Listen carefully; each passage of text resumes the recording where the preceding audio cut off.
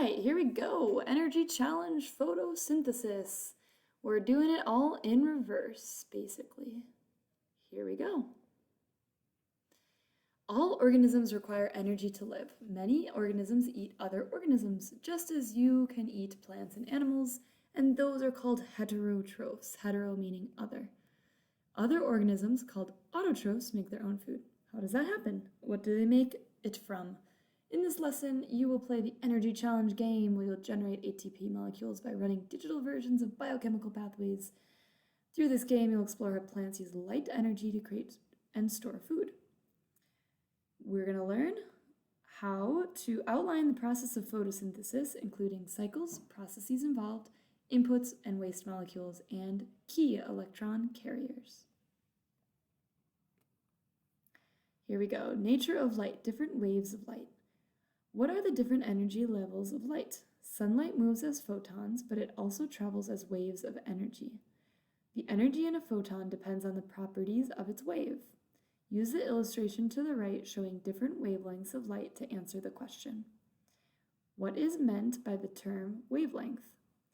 Okay, so if we look, the distance between these two peaks, that is the wavelength. And so you can notice here, purple has a short wavelength and red has a really long wavelength.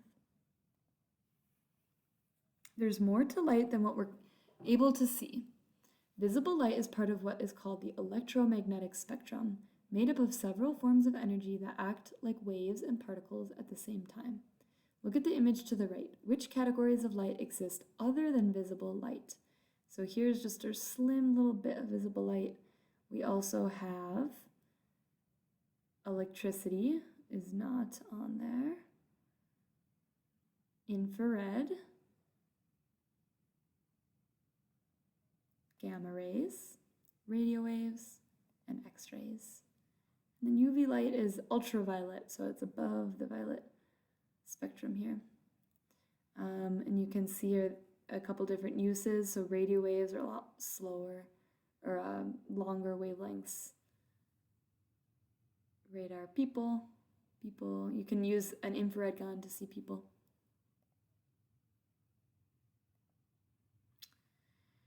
All right, light exposed as a wave and a particle. Particles of light are packets of energy called photons. How does light give plants energy? The energy for photosynthesis comes from photons that the plant absorbs and is able to convert into chemical energy. Not all photons are the same. Visible light is very different from X-rays, gamma rays, and radio waves. Plants can only use photons with a particular energy level for photosynthesis. Too much energy would harm the plant, while too little wouldn't give it enough to survive. Which particular photon do you think contribute most to photosynthesis? So the ones that we are reflected back to our eyes are the ones that we see. So green photons are actually reflected back to us. So I would say blue or red.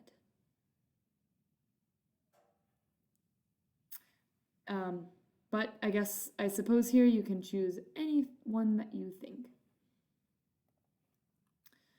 Okay, absorbing light. What makes plants look green?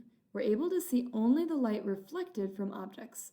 When things look a certain color to us, like a red apple, it is because the apple is reflecting the red wavelength of light.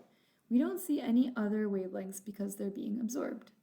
What do you think is happening to the green light in the image? So green light here is the reflected light. And here it gets reflected off the leaf and into the person's eyes.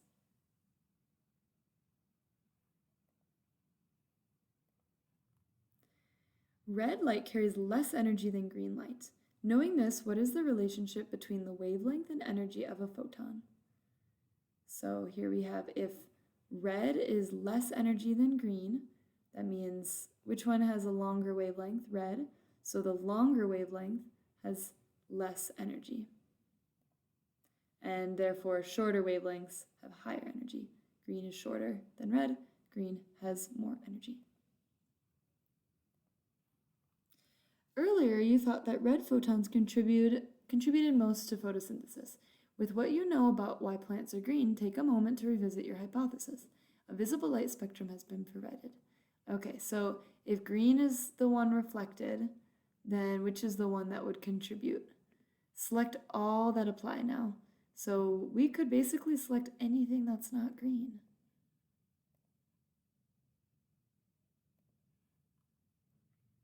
Pigments are chemicals that absorb certain colors of light. They are found in paints and dyes. Shown to the right are 3 pigment molecules as ball and stick models. What do you notice that they all have in common? So are they all the same color? No, I see some blue and green. They're not all the same size. All of the molecules are long and linear. Well, this one is not, so no. All of them have metals. Metals would be probably these green colors, but you don't quite know that. All of the molecules have the same number of atoms. We could count them all up, but we might just select this last one. All of the molecules have rings. That looks accurate. Purple sulfur bacteria have a special kind of chlorophyll. Okay, we're looking for, are all pigments used for photosynthesis? Purple sulfur bacteria have a special kind of chlorophyll called bacterial chlorophyll. This chlorophyll only absorbs light with a wavelength of about 850 nanometers. That wavelength is in the infrared region and is not visible to us. That means chlorophyll isn't absorbing or reflecting any light that we can see, though it's responsible for collecting photons to power photosynthesis. What do you think makes purple sulfur bacteria appear to be purple or reddish like the image? Is it because the color is due to the water it is in? Is it that the purple or reddish color is an optical illusion due to reflection from other organisms on the purple sulfur bacteria? Is it that a pigment other than bacterial chlorophyll is reflecting purple or reddish and is absorbing the other colors we don't see? Or could it be that the bacterial chlorophyll is reflecting purple or reddish and is absorbing the other colors we don't see? That seems like the most logical conclusion. Oh, wait. Well, sometimes you get questions wrong. It was very important to read this statement here. That wavelength is in the infrared region and is not visible to us. That means that chlorophyll isn't absorbing or reflecting any light that we can see. So it must be a different pigment. Let's try that. All right, that's it. What in the plant is absorbing the light that isn't green? In plants, the main pigment is chlorophyll, which specifically absorbs red and blue wavelengths of light. Other organisms that photosynthesize have different kinds of pigments that absorb different wavelengths of light. From the image, where do you think chlorophyll can be found in plants?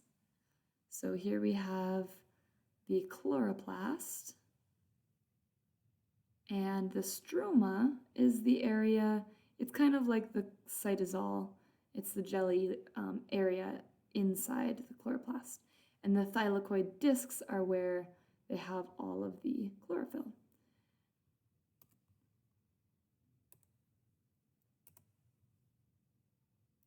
All right, so we learned about different wavelengths of light, and we learned about different pigments.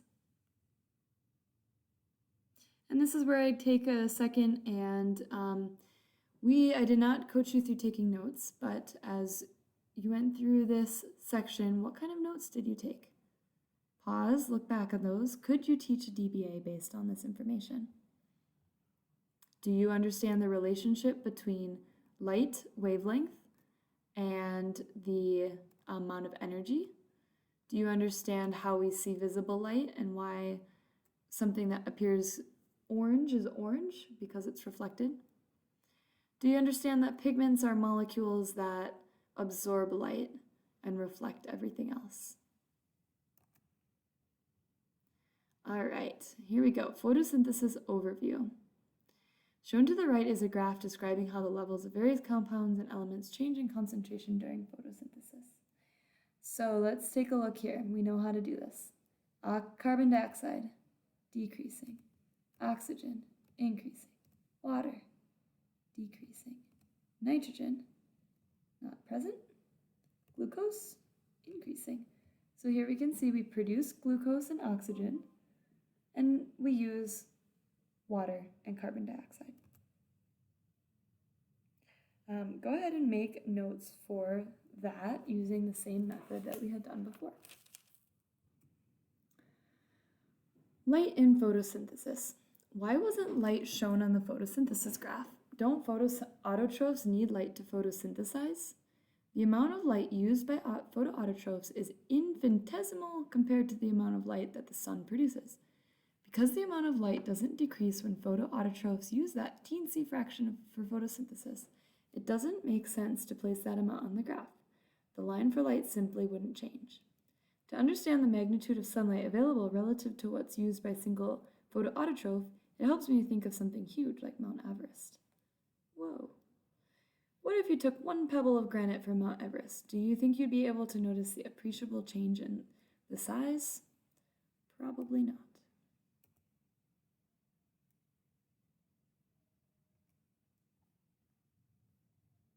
Light-dependent reactions. Photosynthesis is the process of storing energy from light in a form that can be used by the organism. In most photon-absorbing organisms, it is broken down into two processes. These processes are light-dependent reactions and the light-independent reactions, called the Calvin cycle. Light-dependent reactions are powered by a bunch of chlorophyll molecules within a protein. This is called a photosystem. When a photon hits a chlorophyll molecule in the photosystem, its energy is passed from one chlorophyll molecule to another. This continues until it finally reaches a molecule called the reaction center. The photon then excites an electron to a higher energy state. In the higher energy state, it can get absorbed by an electron acceptor. What happens to the energy provided by a photon after it strikes a chlorophyll molecule in a plant?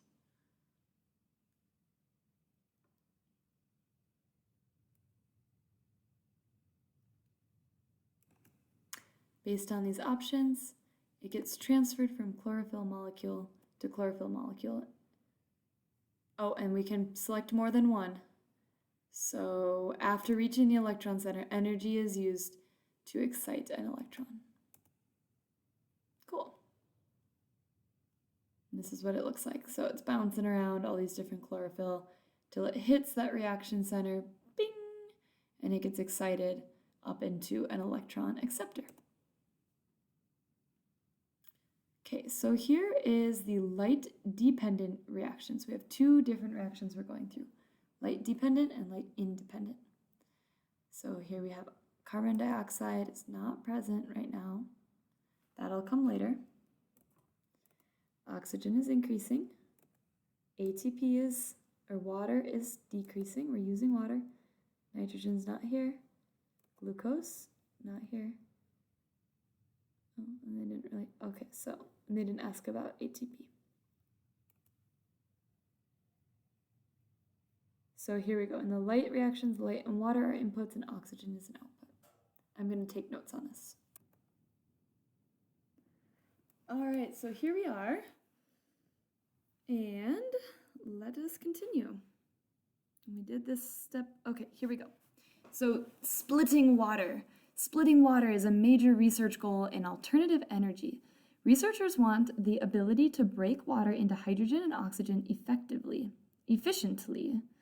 Nature solved this problem long ago with the reaction center molecule in each photosystem.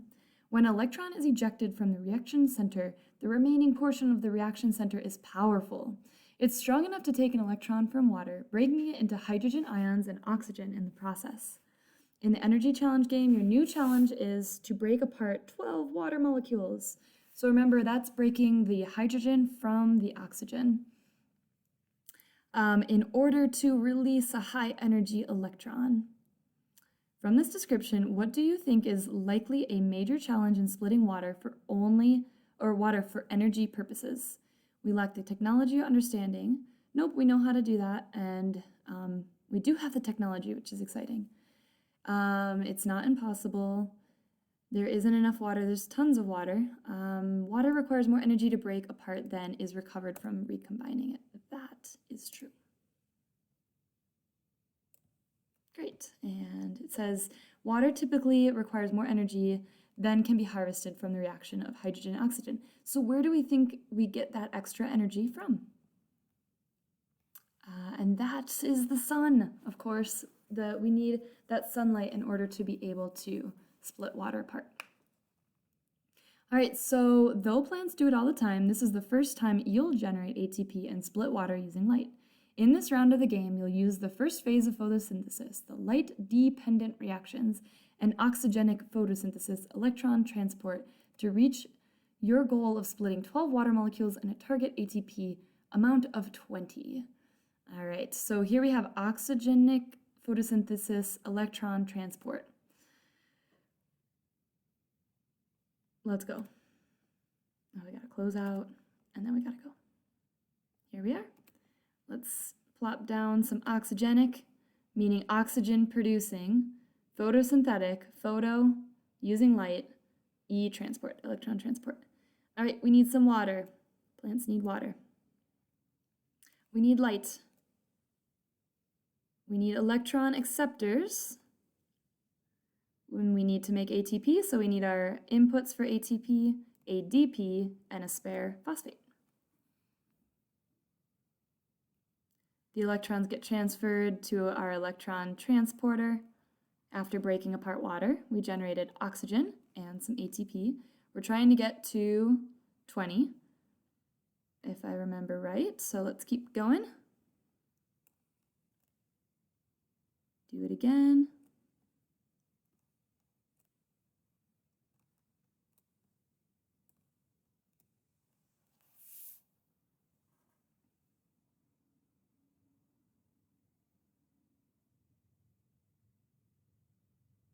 Okay, and one more time will get us to our target number.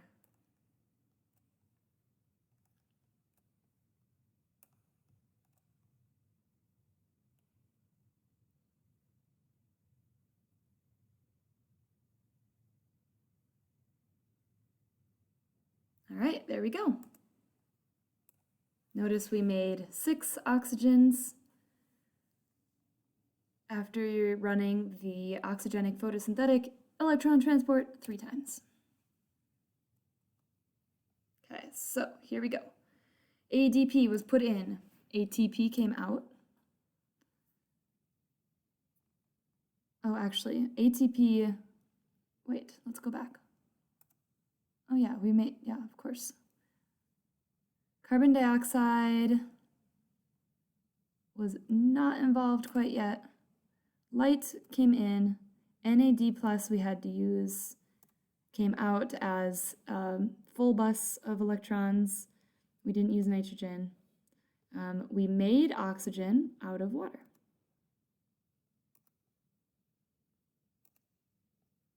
All right, so here are the components of the light-dependent reactions. So of course this light-dependent means it's dependent on light.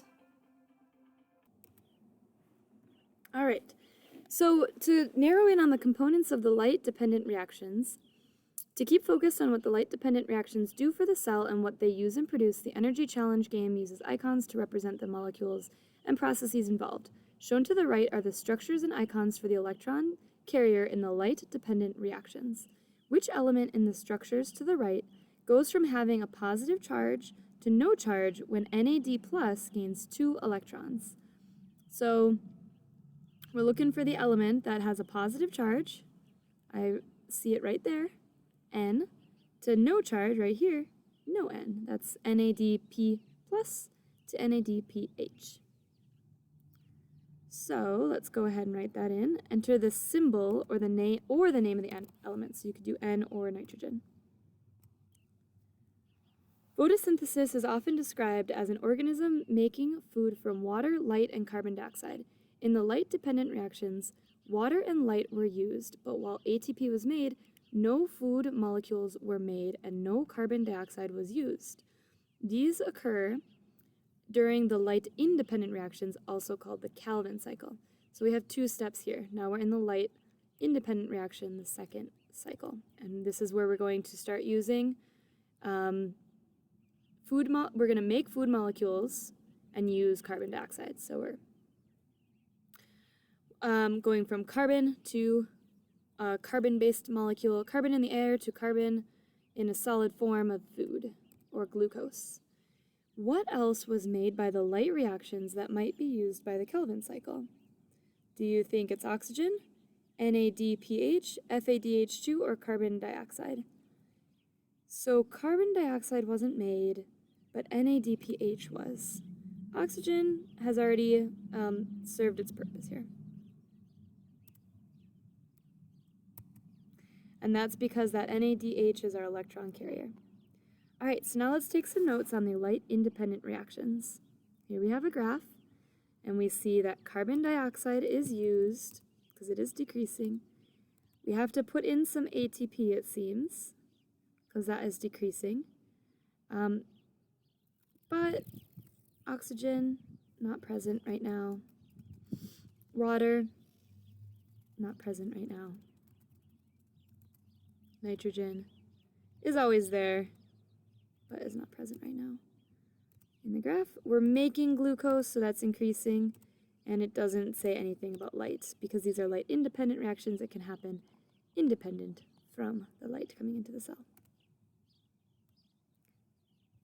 So I'm going to pause and take some notes on this.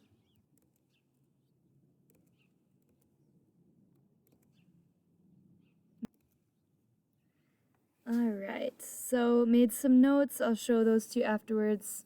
For some reason on the cam, can't switch to video cam right now. So I'll link those for you. But here we go. Let's do the energy challenge. Until now, you've been reaching target amounts of ATP. In this round, you'll be using lots of ATP that was generated through the light-dependent reactions and oxygenic photosynthetic electron transport to make glucose that plants use during the Kelvin cycle in the second phase of photosynthesis. So we're trying to make glucose now using the Kelvin cycle, and our target is 3. Oops, I pressed next too soon. All right, Kelvin cycle. We need carbon dioxide, 18 of them. At one time, we'll take 6. Nitrogen, electron carriers. They abbreviate it with an N. And our last thing here is we need to put in ATP. We have a lot of that stored up from the light reactions. And we're going to basically bash together a bunch of carbon dioxide molecules from the air to make one glucose molecule. So here we go. We take 6 carbon dioxide molecules. Because glucose has a total of 6 carbons, we need 6 of these single carbons. We need electrons to help form the bonds. Oops, these guys, full bus. We need a full bus of electrons, and then we need ATP to generate and help these enzymes work. Because this is an energy-intensive process. You're basically doing something that's it's like going uphill. It's like running uphill. So it needs a lot of energy input. Carbon dioxide's totally perfectly normal and stable by itself. So in order for it to change form to make glucose, it needs energy. So we take our full bus. There we go. And lots of ATP. There we go. And we've made 3 total glucose molecules.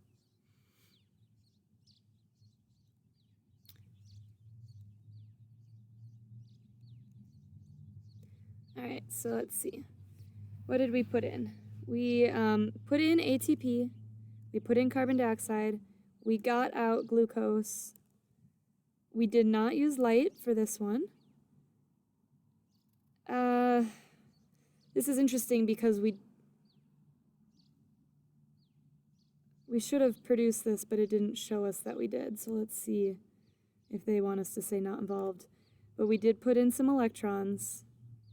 Right, because this is full bus, empty bus, you have to leave with the bus, no matter what. So I don't know what that's about.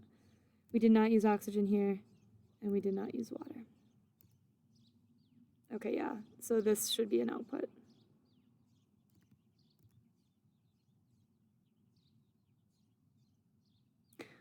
Which did I miss here? I guess there we go. And same thing with ATP. If you start with ATP, you have to end with ADP. There we go. All right, so learn from my mistakes there. These two are interchangeable, so if you have ATP to start, you have to come out with ADP. If you have NADPH to start, you have to end with NADP+. All right. Keep focused on what the Calvin cycle does for the cell and what it uses and produces. The energy challenge game uses icons. All right, here are our icons. We have glucose, carbon dioxide, and the Calvin cycle. Which of these molecules on the right is the smallest?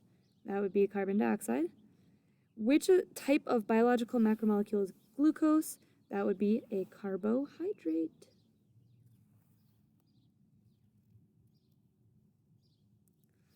Anoxygenic photosynthesis. This is photosynthesis is known as a process which produces oxygen, the gas used by aerobic organisms as their electron acceptor. Remember back to our electron transport chain. Producing oxygen is not a strict requirement of photosynthesis. So we don't necessarily have to break apart water to form oxygen. Instead, we can look at the purple sulfur bacteria. The first phase of photosynthesis is different for them. The second phase, the Calvin cycle, is the same, as with plants, algae, and cyanobacteria. They don't use water, which we'll talk about on Friday, as the creator of all the oxygen, or the initiator of increasing oxygen on our planet. They don't use water as an electron donor in the light reactions, so they don't produce oxygen. Instead, they use hydrogen sulfide as an electron donor, which becomes elemental sulfur. Do you remember we talked about sulfur last week, which can be found in pyrite, or fool's gold. The small circles inside the cell in the image to the right are globules of elemental sulfur. This is really pretty cool stuff. Why is this process called anoxygenic? Remember, A means not. It doesn't produce oxygen. Oh, wow. Select the right one. It doesn't produce oxygen.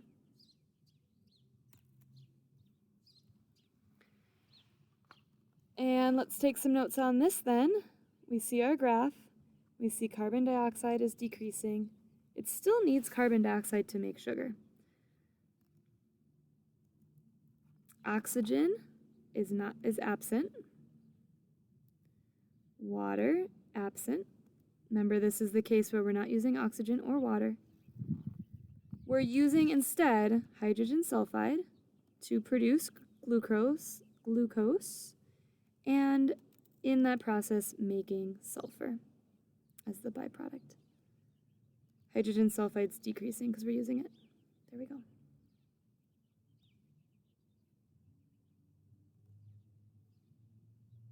All right, so let's play the energy challenge for that situation. Here we go. Oh, wait, did we play it? No, we didn't. We gotta play it. Close the X, and then we'll play. Anoxygenic, we're not producing oxygen because we're not using water. Instead, we're using hydrogen sulfide. We're using light because it's still photosynthetic. We still need electron carriers. We still need ATP, ADP, and phosphate. So light is going to transfer the electrons harvested from hydrogen sulfide to make sulfur. We're going to make some ATP, and we're going to do it again. Hydrogen sulfide, using light, empty bus to host our electrons, and our inputs to make ATP.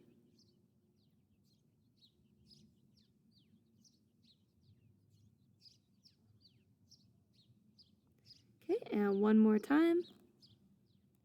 Hydrogen sulfide, light, empty bus, inputs, ADP, and phosphate. And this happens in, we'll talk about Riftia, which is a tube worm that lives at the bottom of the ocean. They're kind of the poster child for this reaction.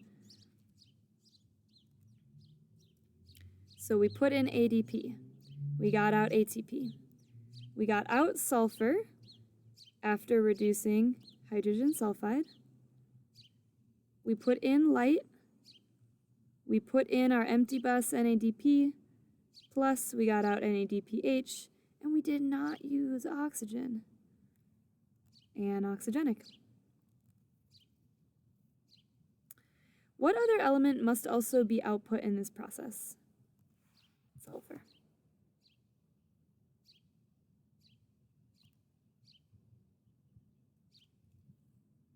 Okay. Hydrogen sulfide is an input for this type of anoxygenic photosynthesis, and sulfur is an output. What other element must also be output by this process? Okay, reading really carefully, hydrogen. That's correct. All right, so reviewing your notes, see how well you understand the light-dependent reaction, the fact that a photon of light comes in, it bounces around on our chlorophyll molecules, eventually hitting the reaction center, which donates an electron from breaking water apart to our electron acceptor. Then gets taken to the Calvin cycle, where we use carbon dioxide to produce glucose. We also need to put ATP in. We made a lot of ATP in our light-dependent reactions, took the energy from the sun, made it into ATP molecules that could be used for this energy-intensive process of making sugars. Plants do that. We can also take the case of tube worms at the bottom of the ocean that don't use water to break apart to release an electron. Instead, they use hydrogen sulfide and produce hydrogen gas and sulfur. And our last thing here is how well do you understand the total process of photosynthesis and aerobic respiration? The fact that both plants need to do both the cellular respiration and photosynthesis reaction. They both produce their own food and they consume it as well. All right. So let's just review finally. We'll look at this diagram. Light-dependent reactions are primarily this is for generating chemical energy and providing ATP and NADPH for the next phase, which is the Calvin cycle. Calvin cycle is for generating or recycling ATP. Yep, it does that. It also makes sugar. I wonder if that's what they mean here by energy storage. It doesn't make ATP, and it does not generate oxygen. All right, that's what they wanted. Cool beans. All right, our last review question here. Using the image as a guide, how do you think plants use the glucose they produce to generate usable chemical energy, also known as ATP? So here's the big thing. We produce carbohydrates, or glucose, in order to be used for cellular respiration. So the correct answer here is it happens, so by the process of cellular respiration as in animals. True. See, we see the carbohydrates is used by the process, same as in animals. It does happen at the mitochondria, not in the chloroplast. Plants do not use sugar for energy. That is not true. They do have to produce sugar. The energy from photons directly breaks down the glucose. Not true. We know that there's two different reactions, light-dependent, light-independent. Sugar gets broken down with the help of oxygen to release energy. That is cellular respiration. Carbon dioxide, water, and energy are the result. So plants also breathe off carbon dioxide. They do produce water and energy. That's it. All right, so in summary, we learned the nature of light and color. We learned the relationship between wavelengths of light and how much energy they have. So if you have a longer wavelength, it has less energy. We know that the colors that get reflected back to our face so that we can pick it up with our eyes are the ones that are not used or not absorbed. And it's pigments that are absorbing these colors. And pigments are molecules, rings of atoms strung together that capture the photons from the sun or from light. The the inputs and the outputs of light-dependent reactions of photosynthesis. So we know what goes in is carbon dioxide and water, and what comes out is glucose and oxygen. Specifically, though, in the light-dependent reactions, we're only using water and the sun in order to make oxygen and electron carriers. The inputs of the light-independent, or the Calvin cycle, are therefore carbon dioxide, and the output is glucose. We also have to put in ATP. And then here, just to review, the inputs of anoxygenic photosynthesis in purple sulfur bacteria are hydrogen sulfide, H2S, and we produce sulfur, elemental sulfur, in exchange, and that is in place of water and oxygen. And then the last bit here, cells in plants do photosynthesis and cellular respiration so they can produce glucose to drive reactions in the cells. All right, so if you can teach me what you just learned in this module, that is a great thing to do for your DBA. I look forward to seeing you on Friday, tomorrow. I'm sorry about getting this out a little bit late, but hopefully it helps you if you have not done this lesson yet. Friday we're going to talk about, can humans eat the sun? Can animals eat the sun? What do you think? And we're going to take a look from a scientist's perspective now that we know what actually biochemically is involved in producing glucose from the sun. Do humans have the parts to do so? We're going to debunk this myth and use evidence to do that. We're going to work in small groups, so I hope to see you there so you can get to know your classmates. All right, hasta pronto. It's been Ms. Kat. I hope you have a great rest of your day.